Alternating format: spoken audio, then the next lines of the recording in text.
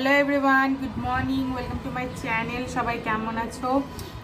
আজকে শর্টসে চলো আমার নেক্সট বোতলটা তোমাদের দেখাই।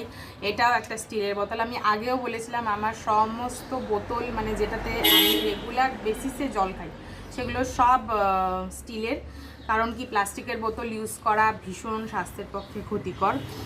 তোমাদের কাছে যদি থেকে থাকে তো বেশি দিন ব্যবহার করো না, ফেলে দিও।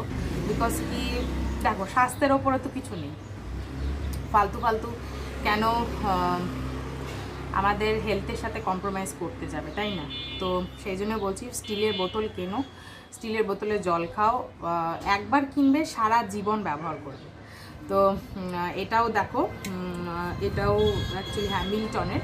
তো এটাও 750 ml এর বোতল। এটা থেকেও জল খাওয়ার খুব সুবিধা যেহেতু মুখটা ছোটো।